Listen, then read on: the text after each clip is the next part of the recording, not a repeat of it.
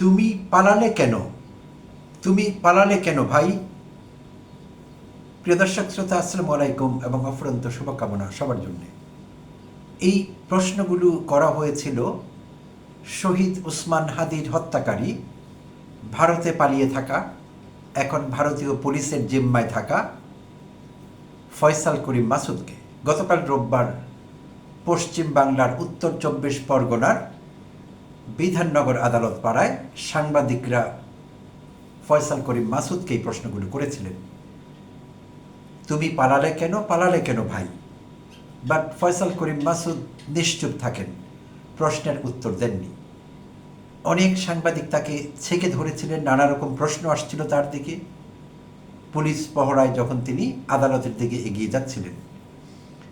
তো এই প্রশ্নগুলোর উত্তর দেননি, তিনি নিশ্চুপ ছিলেন। এক পর্যায়ে বলছিলেন সাংবাদিকদের উদ্দেশ্যে, আপনারা হাদি হাদি করছেন, হাদিটা কে? ও তো একটা জামায়াত প্রোডাক্ট, ও তো একটা জঙ্গি।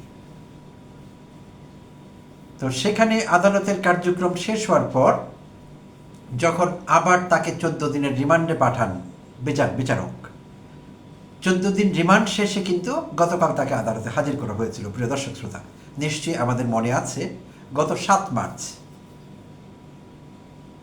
ফয়সাল করিম মাসুদ এবং তার সহযোগী আলমগীর, এই দুজন গ্রেপ্তার হন পশ্চিম বাংলার বনগাঁ এলাকায়, বাংলাদেশ সীমান্ত সংলগ্ন বনগাঁ এলাকায় গ্রেপ্তার হন এই দুজন কলকাতা পুলিশের স্পেশাল টাস্ক ফোর্সের হাতে।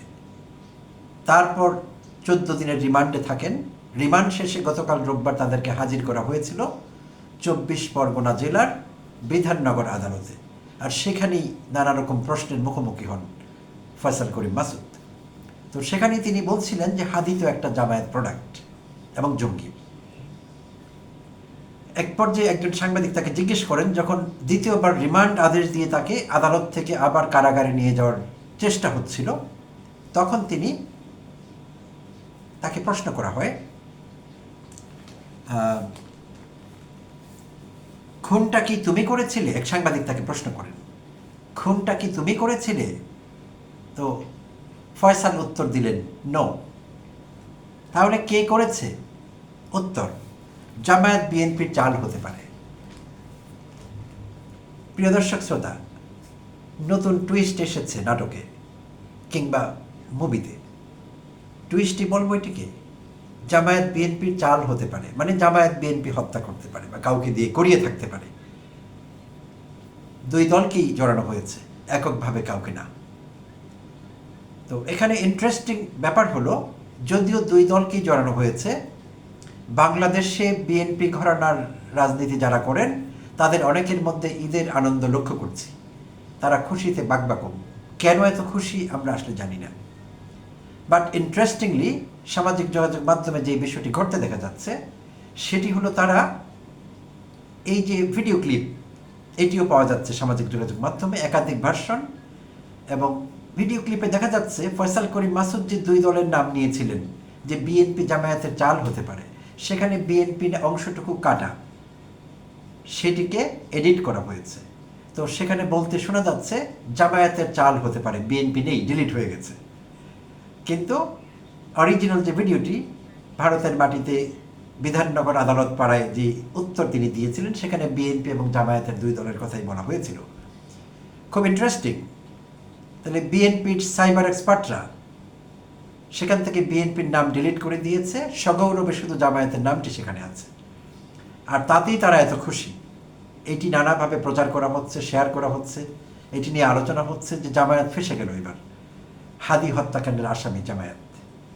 যদিও যৌথভাবেই দুই দলকেই এই সম্মানটি দিয়েছেন ফয়সাল করিম মাসুদ, বাট বিএনপি সম্মানিত হতে চাইছে না, তাই তারা তাদের নামটি বাতিল করে দিয়েছে, ডিলিট করে দিয়েছে। তো এইটি করলে তো কোনো লাভ নেই, এটি হিতে বিপরীত হয়, হিতে বিপরীত, বিপরীতে হিত। তাই হয়েছে আসলে। কারণ আমরা সবাই তো বুঝে ফেলেছি বিষয়টি কি।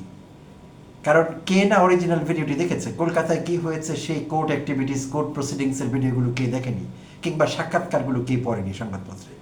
তাই পুরো বিষয়টি কিন্তু পরিষ্কার। তাই বিএনপি এটি করতে গিয়ে পুরো বিষয়টিকে ল্যাজে গোবরে করে ফেললো। এটি খুবই বিস্ময়ের এবং দুঃখজনক। বিএনপি এখানে নিজেদের না জড়ালেও পারত, বিতর্কিত না করলেও পারত। আর আমরা ফয়সাল করিম মাসুদ বললেও বাংলাদেশের মানুষ আমরা কি সহজেই এটি মেনে নিব যে শহীদ ওসমান হাদিকে হত্যা করেছে বিএনপি এবং জামায়াত, এই দুই দলের এটি যৌথ প্রযোজনা বা জয়েন্ট ভেঞ্চার? আমরা কি এই তথ্যটি সত্য বলে খুব তাড়াতাড়ি ধরে নেব? এরকম কোনো সম্ভাবনা ছিল না। তাই বিএনপির এই পদক্ষেপ কেন নিতে হলো? সাইবার টিমের এতটা তৎপর কেন হতে হলো? থাকলো এই প্রশ্নটি আপনাদের কাছে। উত্তর যদি জানা থাকে কমেন্ট বক্সে জানাবেন। কেন বিএনপির এই কাজটি করবার দরকার হলো? এই শিশুতোষ কাজটি, চাইল্ডিশ কাজটি কেন তাদের করতে হলো? আর প্রিয় দর্শক শ্রোতা, আমরা নিশ্চয়ই ভুলে যাইনি শহীদ ওসমান হাদি 2025-এর 12ই ডিসেম্বর জুম্মার নামাজ শেষে একটি 3 হুইলারে করে বা অটোরিকশায় করে পাস করছিলেন ঢাকার বিজয়নগরের বক্স কালভার্ট রোড দিয়ে। ঠিক তখনই মোটরসাইকেলে করে আসা, সামনে মোটরসাইকেল চালাচ্ছিলেন আলমগীর, ছাত্রলীগ কর্মী, আর পেছনে বসা ফয়সাল করিম মাসুদ, একসময়ের ছাত্রলীগ কর্মী, পরে যুবলীগে অংশগ্রহণ করেছিলেন বোধহয় বা যোগদান করেছিলেন। তো সেই ফয়সাল করিম মাসুদ গুলি করেন শহীদ ওসমান হাদিকে। শেষে তাকে ঢাকা মেডিকেল কলেজ হসপিটালে নেওয়া হয়, সেখান থেকে এভার কেয়ার হসপিটালে ট্রান্সফার করা হয়। অতঃপর 2 দিন পর তাকে সিঙ্গাপুরে নেওয়া হয় এয়ার অ্যাম্বুলেন্সে করে। সেখানে 2 দিন চিকিৎসাধীন থাকা অবস্থায় গত 18ই ডিসেম্বর আমরা তার মৃত্যু সংবাদ পাই। একদিন পর লাশ আসে বাংলাদেশে। পরদিন সংসদ ভবনের দক্ষিণ প্লাজায় তার একটি ঐতিহাসিক জানাজা হয়। বাংলাদেশে যে কয়টি বড় জানাজা হয়েছে ঐতিহাসিক, ঠিক তেমনি একটি জানাজা শহীদ ওসমান হাদির জন্য হয়। তো এটি হলো পটভূমি। আর তার পরপরই, এই হত্যাকাণ্ডের পরপরই আলমগীর এবং ফয়সাল করিম মাসুদ তারা দুজনেই ভারতের মেঘালয় সীমান্ত দিয়ে ভারতে প্রবেশ করেন এবং অবৈধভাবে ভারতে থাকছিলেন সেই 12ই ডিসেম্বর থেকে। বিভিন্ন জায়গায় ঘুরে অবশেষে সম্প্রতি গত 7 মার্চের আগে, কয়েকদিন আগে বোধহয় তারা বনগা এলাকায় এসে থাকছিলেন। আর যদ্দূর জানা গেছে, পুলিশ ইন্টারোগেশনে যদ্দূর পাওয়া গেছে যে সেখান থেকে তারা আবার বাংলাদেশে রিএন্ট্রি নেবার সুযোগ খুঁজছিলেন, সেই জন্য বনগাঁয়ে থাকছিলেন সাময়িকভাবে। আর সেটি স্পেশাল টাস্ক ফোর্স বা STF জেনে যায় পশ্চিমবাংলা পুলিশের। তখন তারা তাদেরকে গ্রেপ্তার করে 2 সপ্তাহ বা 14 দিনের রিমান্ড মঞ্জুর করা হয়। রিমান্ড শেষে গতকাল আদালতে হাজির করা হয়। তো আদালতে বিশেষ কোনো অগ্রগতি নেই, নতুন কোনো তথ্য পাওয়া যায়নি এবং সেখানে তিনি অস্বীকার করছিলেন শহীদ ওসমান হাদি হত্যাকাণ্ডের সঙ্গে তার কোনো ইনভলভমেন্ট নেই, তিনি এর সঙ্গে জড়িত না, তিনি হত্যাকাণ্ড ঘটাননি, এসবই তিনি বলছিলেন। তাই বিচারক আবার তাকে 2 ঘন্টা আরও 14 দিনের রিমান্ডে পাঠান। তো এখন কথা হলো, বুদ্ধিমান মানুষরা এটি ধরে ফেলবেন খুব তাড়াতাড়ি। এই বক্তব্য ওসমান হাদির না, প্রিয় দর্শক শ্রোতা। এই বক্তব্য ভারতীয় পুলিশের স্পেশাল টাস্ক ফোর্সের। ফয়সাল করিম মাসুদকে শিখিয়ে পড়িয়ে তৈরি করা হয়েছে এই বক্তব্য দেবার জন্য, বিএনপি এবং জামায়াতকে জড়িয়ে বক্তব্য দেবার জন্য। কারণ এইটি একটি বাচ্চাও এই দেশের এখন জানে সব কিছু ঘটনার পরম্পরা আগে পরে মিলিয়ে এই হত্যাকাণ্ড আওয়ামী লীগের কেন্দ্রীয়ভাবে এই সিদ্ধান্ত নেওয়া হয়েছে। বাস্তবায়ন পর্বে ঢাকা থেকে একজন তাইজুল ইসলাম বাপ্পি, যুবলীগ নেতা, সেই বাপ্পির একসময় ওয়ার্ড কমিশনার, তার ছত্রছায়ায়, তার স্থানীয় সহযোগিতায় বা ব্যবস্থাপনায় ফয়সাল করিম মাসুদ এবং আলমগীর এই হত্যাকাণ্ড ঘটান। অর্থাৎ এটি একটি আওয়ামী পরিকল্পনা। এই দেশের একটি বাচ্চাও সেটি জানে এখন।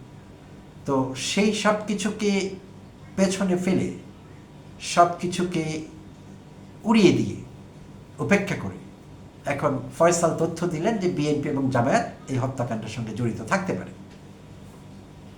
তাই 2 দলের নামই এসেছে, যদিও কোনো সমস্যা হতো না তাতে, এই দেশের মানুষ সেটি বিশ্বাস করতো না। কিন্তু বিএনপির আগ বাড়িয়ে এই সাইবার টিমের তৎপরতা এবং সেখানে থেকে বিএনপির নামটি সরিয়ে দিয়ে জামায়াতকে ইনভলভ করে জামায়াতকে ডিমিন করা কিংবা ডিফেম করবার চেষ্টা, সেইটি কিন্তু বিস্মিত করেছে আমাদের।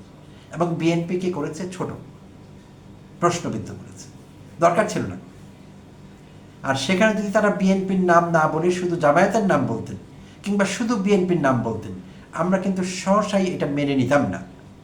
যদিও শহীদ ওসমান হাদি হত্যাকাণ্ডের পরপর একজন বিএনপি নেতার নাম উচ্চারিত হয়েছিল, অনেকে এখনো সেটি বিশ্বাস করেন, কিন্তু সেটি শুধুই বিশ্বাস, এটির কোনো দালিলিক প্রমাণ নেই, কোনো আদালতে প্রমাণ হয়নি, ইনভেস্টিগেশনে আসেনি, সেটি অনেকের বিশ্বাস।